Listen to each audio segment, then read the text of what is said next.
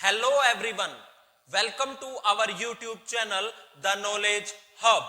Today we are here to discuss about the chapter number 5 of class +1 mathematics.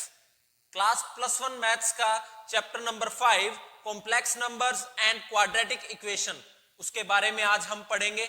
इससे last session के अंदर हमने ये देखा था कि क्या होते हैं कॉम्प्लेक्स नंबर और कैसे ये क्वाड्रेटिक इक्वेशन को सॉल्व करने में हेल्प करते हैं। अब आज हम इसी चैप्टर की जो डिफरेंट एक्सरसाइजेज हैं, एक्सरसाइज 5.1, 5.2 एंड 5.3, इन तीनों एक्सरसाइज के अंदर जो डिफरेंट टाइप ऑफ सम्स दिए हुए हैं वो कैसे सॉल्व करेंगे वो सारा आज हम देखेंगे। लास्ट सेशन के अंदर आपने देखा था कि कैसे दो कॉम्प्लेक्स नंबर्स को ऐड किया जा सकता है या उनका डिफरेंस निकाला जा सकता है, मल्टीप्लाई किया जा सकता है या डिवाइड भी किया जा सकता है। और साथ के साथ हमने ये भी देखा था जो हमारे पास आयोटा है उसकी पावर अगर गिवन हो तो हम उसकी वैल्यू कैसे निकालते हैं, वो सारा हमने लास्ट सेशन के अंदर पढ़ा था। आज उन्हीं सभी कॉन्सेप्ट्स के बेसिस पे हम क्या करेंगे, एक्सरसाइज 5.1, 5.2 एंड 5.3 तीनों ही सॉल्व करेंगे। सबसे पहले मैं आपको एक चीज और बता दूं कि जो हम अलजेब्रिक आइडेंटिटीज पढ़ते थे 10th तक, हम आज तक अलजेब्रिक आइडेंटिटीज पढ़ते आए हैं जो कि रियल नंबर के लिए होती थी। क्या अलजेब्रिक आइडेंटिटीज थी? a प्लस बी का whole square, a minus B का होल स्क्वायर या a square minus B square, a plus B का होल क्यूब। ये सभी जो अलजेब्रिक आइडेंटिटीज थी ये किसके लिए थी? रियल नंबर्स के लिए थी। और एक बात और इससे रिलेट करती है कि जो अलजेब्रिक आइडेंटिटीज रियल नंबर पर अप्लाई हो रही थी वही same algebraic identities complex number में भी अप्लाई कर सकते हैं। कहने का मतलब ये है कि जो ये फॉर्मूलाज थे हमारे पास, a प्लस बी का whole square, a minus B का होल स्क्वायर या a square minus B square, ये सारे फॉर्मूलाज कॉम्प्लेक्स नंबर में भी यूज किए जा सकते हैं। बस फर्क सिर्फ इतना आएगा कि जहां हम a और b रियल नंबर लेते थे वहां हमें उन रियल नंबर्स की जगह क्या लेना है? कॉम्प्लेक्स नंबर्स लेने हैं। वो हम क्या लेके चलते हैं? Z1, Z2। Okay, for example अगर आप बात करें, दो कॉम्प्लेक्स नंबर हमें दिया गिवन है Z1 प्लस Z2 का होल स्क्वायर, तो इसमें हम सेम वही फॉर्मूला अप्लाई कर सकते हैं जो a प्लस बी का होल स्क्वायर पे अप्लाई करते थे। क्या फॉर्मूला था? a square plus B square plus 2ab, यही फॉर्मूला होता था। और यही सेम फॉर्मूला यहां अप्लाई होगा, Z1 का स्क्वायर, Z2 का स्क्वायर प्लस 2Z1 Z2। इसी तरह से जितनी भी अलजेब्रिक आइडेंटिटीज थी हमारे पास वो सारी की सारी हम कॉम्प्लेक्स नंबर के अंदर भी यूज कर सकते हैं। ओके, तो इस तरह से हम सभी अलजेब्रिक आइडेंटिटीज का यूज करके भी इन सम्स को सॉल्व करेंगे। अब बात करते हैं हम एक्सरसाइज 5.1 की। ओके, तो एक्सरसाइज 5.1 के अंदर किस तरह के सम है वो हम देखते हैं। Let's have a look. Now exercise 5.1, इसके अंदर सबसे पहले हमें क्वेश्चन दे रखा है कि हमें एक आइडेंटिटी दी होगी, एक इक्वेशन दी होगी, उसे हमें किस फॉर्म में लिखना है? a प्लस आयोटा बी की फॉर्म में लिखना है, a प्लस आयोटा बी की फॉर्म में। ओके, फॉर इंस्टेंस हमारे पास दे रखा है 1 माइनस आयोटा की पावर 4। क्या क्वेश्चन दे रखा है? 1 माइनस आयोटा की पावर 4, जो कि हमें किस में एक्सप्रेस करनी है? a प्लस आयोटा b के अंदर। तो इसे करके देखें तो 1 माइनस आयोटा 4, इसे किस तरह से हम a प्लस आयोटा b की फॉर्म में कर सकते हैं वो हम देखते हैं। सबसे पहले मैं इस टर्म को कैसे लिखता हूं? 1 minus iota square and again square. मैंने क्या किया, जो पावर 4 दे रखी है उसे स्प्लिट कर दिया 2 इंटू 2 में। अब पावर की पावर हमेशा क्या होती है? मल्टीप्लाई। तो 2 इंटू 2 4, मैंने 4 को स्प्लिट कर दिया 2 इंटू 2 में। अब सबसे पहले मैं इसे एक्सपेंड करूंगा। ओके, करें एक्सपेंड। इसे एक्सपेंड कीजिए, क्या आएगा? 1 square plus iota square minus 2 iota power 2, यही बचेगा मेरे पास। 1 square plus iota square minus 2 iota, ये कैसे आया?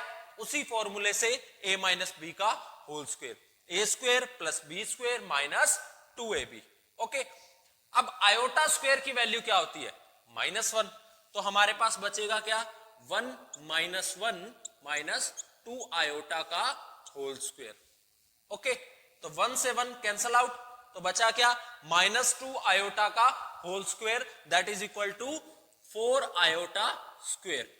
अब आयोटा स्क्वायर की वैल्यू वंस अगेन हम माइनस 1 पुट कर देंगे तो हमारे पास वैल्यू क्या बचेगी -4।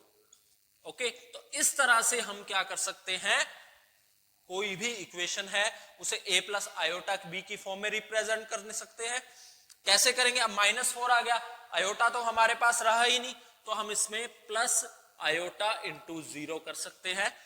देयरफॉर ये किस फॉर्म में रिप्रेजेंट कर दिया हमने, a प्लस आयोटा b के अंदर। तो इस तरह से हमें क्या करने हैं, इन सम्स को सॉल्व करना है। अब हम एक और एग्जांपल लेके चलते हैं, लेट्स हैव अ लुक। हमने ये एक और एग्जांपल ले लिया, इसके अंदर हमारे पास क्या है 3 plus iota 7 into 4 plus iota 3। हमें इसे भी किसकी फॉर्म में रिप्रेजेंट करना है, a प्लस आयोटा b की फॉर्म में रिप्रेजेंट करना है। तो कैसे करेंगे, सबसे पहले हम मल्टीप्लाई करेंगे, 3 4 आपस में मल्टीप्लाई हो गए, फिर 3 इंटू आयोटा 3। ओके, उसके बाद आयोटा 7 इंटू 4, तो iota 7 into 4 plus iota 7 into iota 3, ये आपस में मल्टीप्लाई हो गए। ठीक है, इस तरह से हम इसे पहले एक्सपेंड करेंगे। एक्सपेंड करने पर हमारे पास क्या आएगा 12 plus 9 iota plus 28 iota plus 21 iota square. Okay, ये हमारे पास आ गया। अब 9 आयोटा और 28 आयोटा ये क्या बन गए हमारे पास 37 आयोटा, और 21 आयोटा स्क्वायर है, आयोटा स्क्वायर की वैल्यू क्या होती है -1, तो 21 into iota square that is equal to 21 into -1। तो आंसर हमारे पास क्या आएगा 12 plus 37 iota minus 21, 12 minus 21 -9 plus 37 iota. So this is our answer which is in the form of a plus iota b। तो इस तरह से आपको 5.1 एक्सरसाइज के जो स्टार्टिंग के सम दे रखे हैं उन्हें a प्लस आयोटा b की फॉर्म में रिप्रेजेंट करना है। अब हम देखते हैं सेकंड टाइप ऑफ सम्स जो किस में दे रखे हैं हमें एक्सरसाइज 5.1 के अंदर। तो let's have a look.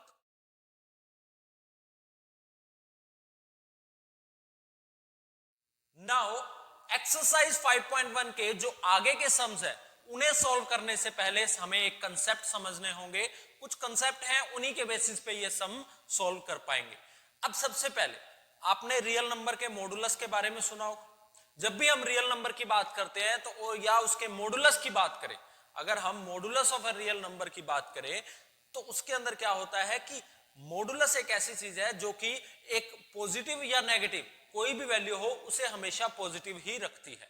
Okay, चाहे वो नेगेटिव वैल्यू है चाहे वो पॉजिटिव है, उसका आंसर क्या रहेगा हमेशा पॉजिटिव ही रहेगा। तो रियल नंबर का जब भी हम मॉडुलस निकालते थे तो लाइक मान लीजिए मैं एग्जांपल ले लेता हूं -3 मॉडुलस। मॉडुलस को डिनोट किससे करते थे 2 बार्स से। इन बार्स का मतलब क्या होता था मोड या मॉडुलस। ओके, तो इसका आंसर हमेशा क्या रहेगा +3। ओके, इसका आंसर हमेशा क्या रहेगा पॉजिटिव। तो ये वर्क होता था मॉडुलस का। सेम मॉडुलस हम कॉम्प्लेक्स नंबर में भी अप्लाई करेंगे। ओके, कॉम्प्लेक्स नंबर का भी मॉडुलस निकाला जाएगा, और जब भी कॉम्प्लेक्स नंबर का हम मॉडुलस निकालेंगे किसी भी कॉम्प्लेक्स नंबर का, तो आंसर हमेशा एक पॉजिटिव रियल नंबर आएगा।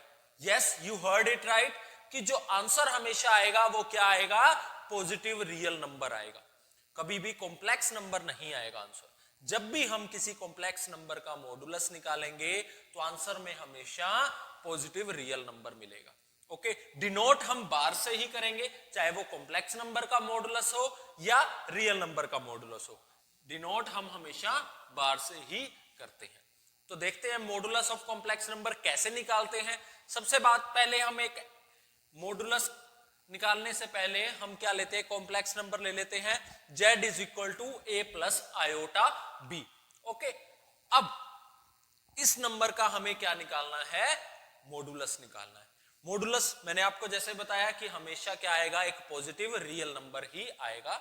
ओके, अब जेड बार, जेड मोड या जेड मॉडुलस कुछ भी कह सकते हो आप, उसका फॉर्मूला क्या है, root A square plus B square in the complex number. Complex number की जब भी बात होगी उसका मॉडुलस निकाला जाएगा तो फॉर्मूला क्या रहेगा, root of A square plus B square. Okay, A और बी कहां से लेंगे हम, उस कॉम्प्लेक्स नंबर के अंदर जो हमें ए और बी की वैल्यू गिवन है। ओके, अब मैं एक एग्जांपल लेके चलता हूं। For example z is equal to -1 minus root 3 iota.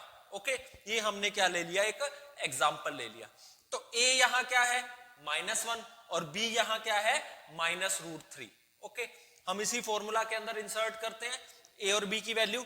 a की वैल्यू -1 मैंने पुट की तो -1 का होल स्क्वायर क्या रहेगा 1, फिर b की वैल्यू माइनस रूट 3 का होल स्क्वायर पॉजिटिव 3, फिर इन दोनों को हम क्या कर देंगे, ऐड कर देंगे।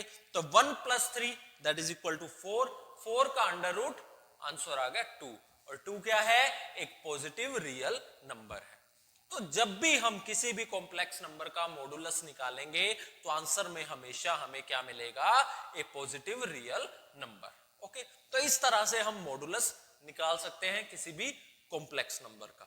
अब सेकंड टॉपिक हमारा है conjugate of complex number. Conjugate क्या होता है,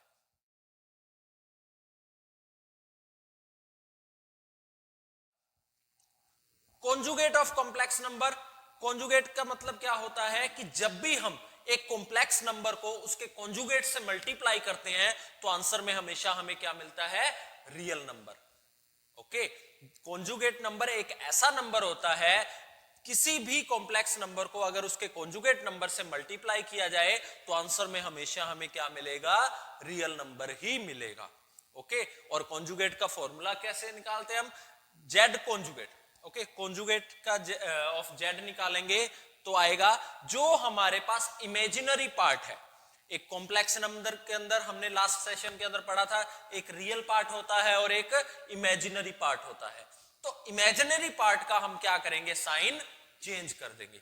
ओके, कि जो हमारे पास कॉम्प्लेक्स नंबर गिवन है उसके अंदर रियल पार्ट और इमेजिनरी पार्ट दोनों पार्ट गिवन होते हैं। जो इमेजिनरी पार्ट है उसका अगर हम साइन चेंज कर दें तो वो क्या कहलाता है, conjugate of that complex number. ठीक है, सपोज अगर हमें पॉजिटिव दे रखा है इमेजिनरी पार्ट तो हम उसे नेगेटिव कर देंगे, नेगेटिव दे रखा है तो पॉजिटिव कर देंगे। तो सिंपली अगर z is equal to a plus iota b है तो कॉन्जुगेट ऑफ z क्या निकलेगा, a माइनस आयोटा b। हम क्या करेंगे, सिंपली आयोटा b, जो आयोटा b दे रखा है उसका साइन चेंज कर देंगे। अगर प्लस दे रखा है तो माइनस, माइनस दे रखा है तो प्लस। ठीक है, तो इस तरह से हम कॉन्जुगेट ऑफ कॉम्प्लेक्स नंबर निकाल सकते हैं। ओके, कॉन्जुगेट को डिनोट कैसे करते हैं, z के ऊपर क्या लगेगा, बार लगेगा। ठीक है, z के ऊपर डैश लगा दें हम तो ये क्या कहलाता है, z कॉन्जुगेट। ओके, तो z कॉन्जुगेट हम वही एग्जांपल लेके चलते हैं, -1 माइनस रूट 3 आयोटा। ठीक है, -1 माइनस रूट 3 आयोटा, इसके अंदर अब जो इमेजिनरी पार्ट है वो कौन सा है, रूट 3 आयोटा, और इसका साइन क्या है, माइनस। मैं जस्ट क्या करूंगा, इस साइन को चेंज कर दूंगा, वो हमारे पास क्या आ जाएगा, z कॉन्जुगेट आ जाएगा। तो z conjugate is equal to -1 plus root 3 iota. तो इस तरह से हम मॉडुलस और कॉन्जुगेट दोनों ही चीज निकाल सकते हैं। अब आता है थर्ड कंसेप्ट जो हमें सम के अंदर फाइंड करना है, वो क्या है, multiplicative inverse of a complex number. जब भी हम किसी कॉम्प्लेक्स नंबर का मल्टीप्लिकेटिव इनवर्स निकालते हैं तो हमें modulus as well as conjugate इन दोनों की जरूरत पड़ती है। ठीक है, इन दोनों को समझाने का मेन मोटिव ही ये था कि जब हम मल्टीप्लिकेटिव इनवर्स निकालेंगे तो हमें मॉडुलस की भी जरूरत पड़ेगी एज वेल एज कॉन्जुगेट की भी जरूरत पड़ेगी। तो कैसे जरूरत पड़ेगी वो हम देखते हैं multiplicative inverse of a complex number में। ओके,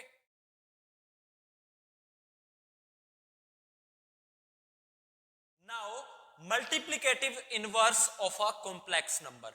किसी भी कॉम्प्लेक्स नंबर का मल्टीप्लिकेटिव इनवर्स जब भी हम निकालते हैं तो उसके लिए हमें दो चीजें चाहिए।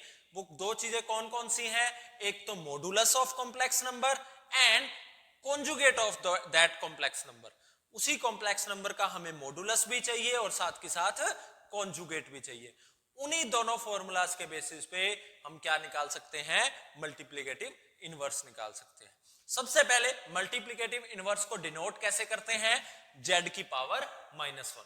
इसका मतलब क्या होता है, मल्टीप्लिकेटिव इनवर्स, और उसका फॉर्मूला क्या है, z power -1, z inverse is equal to conjugate of z divide by modulus of z का square.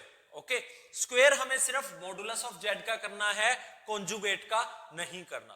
Conjugate simply single power में आएगा और जो मॉडुलस है उसका क्या रहेगा, स्क्वायर रहेगा। ओके, इस तरह से हम क्या कर सकते हैं, किसी भी कॉम्प्लेक्स नंबर का मल्टीप्लिकेटिव इनवर्स निकाल सकते हैं। ओके, हम एक एग्जांपल लेके चलते हैं। फॉर एग्जांपल वही जो लास्ट हमने एग्जांपल लिया था -1 -√3 आयोटा, इसी का हम क्या करते हैं, मल्टीप्लिकेटिव इनवर्स निकालते हैं। अब इसका मल्टीप्लिकेटिव इनवर्स निकालने के लिए हमें इसका कॉन्जुगेट भी चाहिए और इसका मॉडुलस भी चाहिए। कॉन्जुगेट हमने निकाला था, कॉन्जुगेट क्या था, -1 +√3 आयोटा, और इसका मल्टीप्लिकेटिव इनवर्स सॉरी मॉडुलस क्या आया था, 2। ओके, अब इन्हीं दोनों को वैल्यू को हम क्या करते हैं, z इनवर्स के फॉर्मूला में पुट कर देते हैं, तो हमारे पास आंसर आ जाएगा। तो z inverse will be equal to conjugate of z। Conjugate क्या आएगा, -1 +√3 iota divide by modulus of z का स्क्वायर, मतलब 2 का स्क्वायर। ओके, अब क्या आएगा हमारे पास, -1 +√3 iota divide by 4। Okay, now मैं इसे अलग अलग लिख देता हूं, -1/4 +√3/4 आयोटा, तो that will be our multiplicative inverse of this term, this complex number. Okay, इस कॉम्प्लेक्स नंबर का मल्टीप्लिकेटिव इनवर्स क्या आएगा, -1/4 +√3/4 आयोटा। ओके, तो इस तरह से आप किसी भी कॉम्प्लेक्स नंबर का मल्टीप्लिकेटिव इनवर्स निकाल सकते हैं।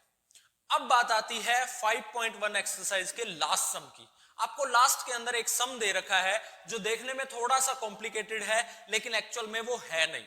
ओके, तो उसे देख के कॉम्प्लिकेशंस लगती हैं कि हाँ ये थोड़ा सा डिफिकल्ट होगा, लेकिन ऐसा नहीं है। वो मैं आपको अभी सॉल्व करके दिखाता हूं कि कैसे उस सम को हम सॉल्व कर सकते हैं।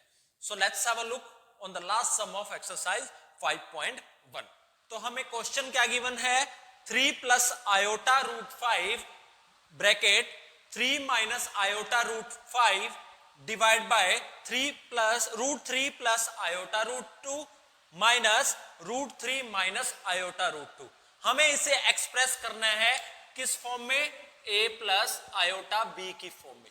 इस फॉर्म में हमें इस इक्वेशन को क्या करना है, एक्सप्रेस करना है। ओके, अब सबसे पहले ये देखिए आप ध्यान से, जो न्यूमरेटर है उसमें क्या दे रखा है, a + b into a - b। तो ये हमारी एक आइडेंटिटी बनती है किस चीज की, a² - b² की। जैसा कि मैंने आपको पहले भी बताया था कि जो रियल नंबर की जो एल्जेब्रिक आइडेंटिटीज है वो सेम आइडेंटिटीज कॉम्प्लेक्स नंबर में भी अप्लाई होती हैं।